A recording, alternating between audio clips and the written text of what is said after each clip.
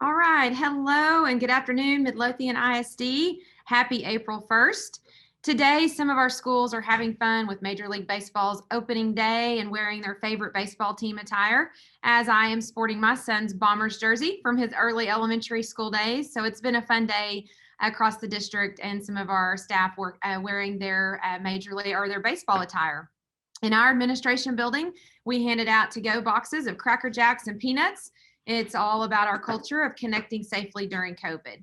So as always, let's start off by celebrating a great deal of MISD Proud moments. We have a lot to celebrate today. Congratulations, and in case you haven't heard, the 2020 Heritage High School Yearbook, produced by Mrs. Rachel Kidder and the Heritage High School Yearbook staff, is featured in the Jostens Lookbook. It's being showcased in this national annual publication as a significant achievement. A team of journalism experts selected approximately 460 yearbooks from a customer base of over 16,000 schools. So congratulations to Ms. Kidder and her team. Congratulations to the Midlothian High School National Honor Society inductees for the class of 22. I was able to attend and hear from an inspiring group of young adults this past Sunday. Congratulations on persevering through this year and being honored with this NHS induction. We also want to celebrate our Midlothian High School speech and debate team. They just keep accomplishing great things. This team has 5 individuals now advancing to the regional competition. We want to celebrate and congratulate our UIL district champion academic team from Heritage High School. They had 40 individual medals, including 10 gold first place medals and 8 team first place medals, with 16 individual regional qualifiers and 6 team regional qualifiers. So congratulations on sweeping that district title to the Heritage academic team. We want to congratulate the Midlothian High School one-act play. They were the district champs and qualified as an alternate to the regionals out of by district. And we want to celebrate our Heritage one-act play team, as they also qualified as an alternate to by district. They had an incredible audience a couple nights ago at their joint encore performance. So well done to our one-act play teams. Want to congratulate all 4 Midlothian ISD soccer teams. The Midlothian High School and Heritage High School girls and boys, they swept the district championships this year, and the Heritage High School girls and boys and Midlothian High School girls advanced past by district into the area round. So good luck today to our MHS girls soccer, and good luck tomorrow to our Heritage girls and boys soccer teams as they continue their playoff runs. Additionally, the district golf tournament was held this week for both Midlothian and Heritage High School. Midlothian ISD again swept all 4 golf divisions as district champions. So congratulations to our Midlothian and Heritage High School boys and girls golf teams. Just so you know, Midlothian ISD has earned at least 12 district championships in athletics since January. And then we're continue to add different things in with our fine arts department. So it's been an incredible spring for our students and sponsors. Congratulations to Midlothian High School boys powerlifting state qualifiers, Caleb Tompkins and Jordan McKenzie. Congratulations to our Heritage High School Bells as they participated at Nationals last weekend, and to the Heritage Color Guard for their success at the NTCA Winter Guard Contest. We want to celebrate our fine arts department. They hosted the middle school one-act play contest, and all 3 of our middle schools at Walnut Grove, Frank Seal, and Dietrich received top feedback and honors, and individual students were recognized for their outstanding performances. We want to give an MISD proud shout out to SRO Ray Hall. Officer Hall is over at Dietrich Middle School, and he took time this week to have some meaningful conversations with students at Dietrich Middle School about cyber law. So thank you, Officer Hall, for continuing to partner with our students and staff. And then congratulations to our many FFA and 4-H students for their talents and showing their projects and their animals at the Ellis County Youth Expo this week. The livestock show continues through Thursday this week, and the sale of animals is set for noon on Saturday. I've seen lots of great pictures of our students with animals this week and love seeing their accomplishments in FFA and 4-H. Now we'll jump into our agenda. As you may have seen on our social media, we are celebrating our 2016 bond campaign project status. With that celebration in mind, we have 12 bidders that submitted proposals last week for the construction of elementary number 8. The process now is to bring back 3 of the bidders for interviews, while we are also checking their subcontractor lists and references. The winning bid will be taken to our school board on April 19th for their consideration. And the project for that elementary is to be expected to kick off on May 1st. and the campus is planned to open in August of 22. The ribbon cutting ceremony for one of our projects will be taking place Wednesday, April 14th at 5 o'clock. The Raceler Athletic Complex ribbon cutting will be at 5 and it will be streamed live on Facebook. So join in on that fun and virtual celebration for us. Another day and another enrollment record. Yesterday, we had 9,931 students enrolled in Midlothian ISD. That's 91 students ahead of this time last year. We are seeing an increase in the number of our students choosing in-person, face-to-face classes as well. We are up to 83% of our students in person on campus with face-to-face learning each day, and 17 still choosing the virtual instruction. We are so excited to be at an all-time high for this year in our face-to-face learning. Today, which is April 1st, is the last day to register to vote in the May 1st elections. Be sure to register so you can vote in these important elections. Midlothian ISD School Board has 3 trustee seats on the May 1st ballot. Midlothian ISD student ambassadors will be hosting a Meet the Candidates Forum on April 15th at 5 p.m. We will stream that live on our MISD Facebook. There is also a Chamber of Commerce candidate forum on Thursday, April 8th at 5:30 p.m., and it will be a joint city and school candidate forum. For the MISD trustee election, in place 1 in ballot order, candidates are Richard Pena, Develda Edgington, Crystal Rentz, and Stephen Garippa. In place 2 in ballot order, candidates are incumbent Gary Vineyard and Lisa Castillo. In place 3 in ballot order, candidates are Symphony Lowe and Eduardo Gonzalez. If you'd like to see a sample ballot of the May 1st election, you can access that on our MISD trustee election website. And as the 2021 school year begins to come to a close, preparations are already being made for the 21-22 school year. MISD staff are exploring the possibilities of creating a long-term virtual learning program that could begin in August of 2021. While the start of next year is still uncertain regarding health and safety protocols, it is likely far fewer restrictions will be in place for next year's school year, and that certainly excites us. This school year, MISD was granted the flexibility through the Texas Education Agency to offer a virtual learning pathway in response to the COVID-19 pandemic. In order for Midlothian ISD to continue to offer a full-time virtual learning program, legislative action to create new funding and instructional guidelines for schools will be required. While it is unknown at this time what the guidelines will be and what kind of support Texas school districts will receive for virtual learning programs, Midlothian ISD will be prepared to offer innovative learning opportunities for students as needed. We know that many students have found great success with our virtual learning program this year, and we would greatly appreciate your feedback in helping the district understand the level of interest for a 100% full-time virtual learning program. Your feedback will help us in preparing staffing and the resources necessary in creating a virtual learning program if allowed by legislative action. It's important to note a long-term virtual learning program for students will not look the same as it did this year as they've done in 2021. Families would be required to lock in their learning pathway for a full year, unlike this year where families could change learning pathways each grading period. Here to share more is Dr. Shorr Heathcote and some teachers that have been on our campus-based committee as we've been working through these opportunities. So Dr. Heathcote, welcome.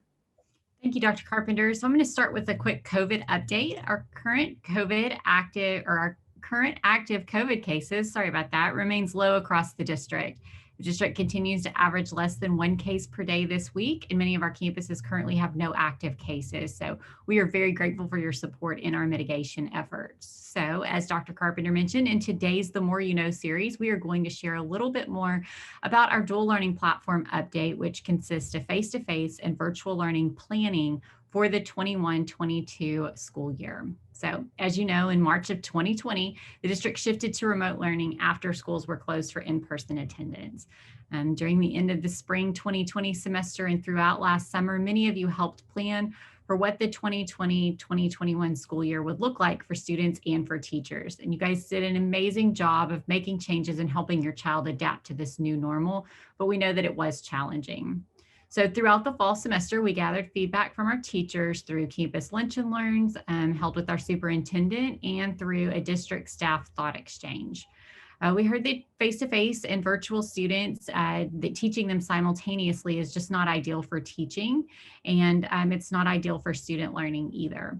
And so we needed to seek a different solution if virtual learning continues to be an option for students in the future. So I want to be clear, the district's goal is that all of our students return face-to-face for instruction for the 21-22 school year. But we do know that for personal reasons, some may need a 100% virtual option. So TEA has directed districts to encourage students to return to in-person instruction, but to simultaneously and proactively plan for a virtual learning option for next year, pending legislative action. Districts will not be required to opt for a virtual option. However, based on the needs of our community, we must move forward with a plan that would work for our district. We will be collecting feedback from parents starting today regarding their desired needs for the 21-22 school year. So today I have a few staff members here to give you an idea of the work that's been done and the current proposal for the Dual Learning Platform Committee. And we will share all of this information as well with our Board of Trustees on April the 19th. So I'm going to turn it over to Ms. Johnson right now to give you some additional information. Ms. Johnson. Thank you, Dr. Heathcote. The Dual Learning Platform Committee was created in January with the purpose of finding a better solution for teaching and learning in a virtual environment following exploratory research from smaller committees in the fall of 2020. The Dual Learning Platform Committee currently has over 65 representatives. These representatives are teacher ambassadors, content and grade level specific teachers, CTE teachers, specialized learning staff members, campus administrators, and representatives from district administration. Our committee meets as a whole to review district data, share ideas, and offer feedback to smaller subcommittees. These subcommittees were created to ensure specific needs are met at each level.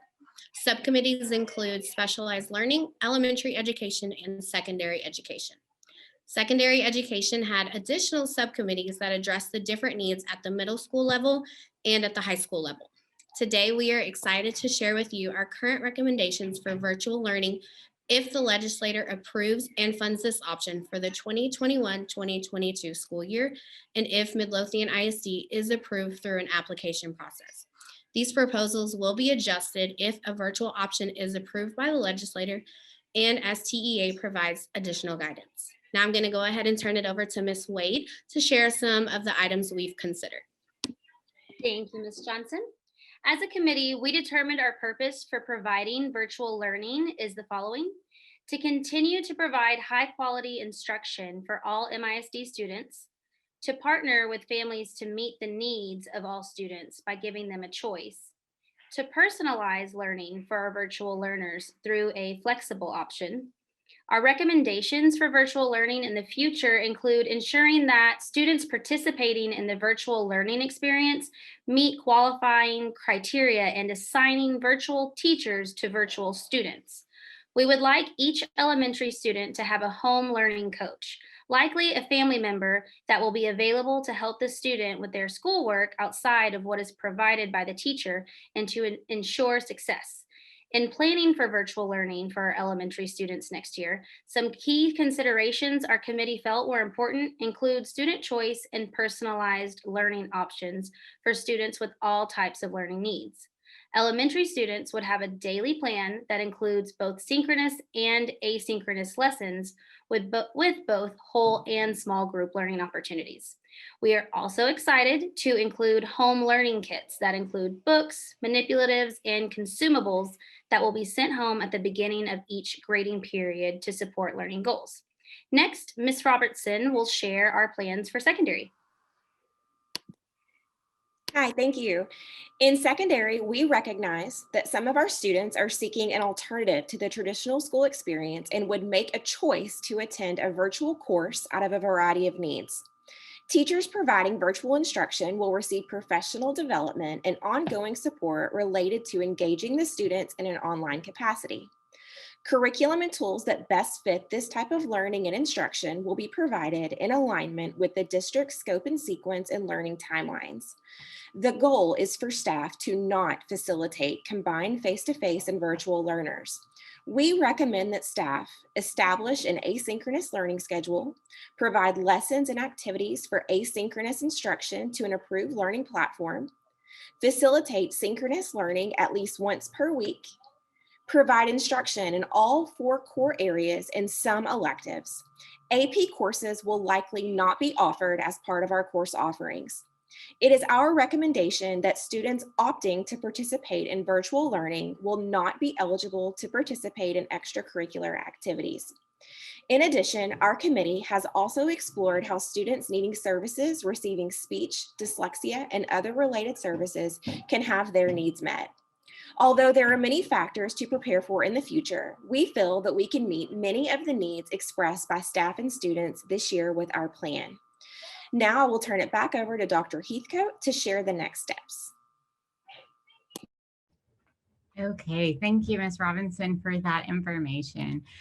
So parents, today you will actually receive an email with a survey on virtual learning for next year. And so we're asking that you take a moment to answer the survey and provide feedback on that survey. We do read and review all of the feedback that we receive.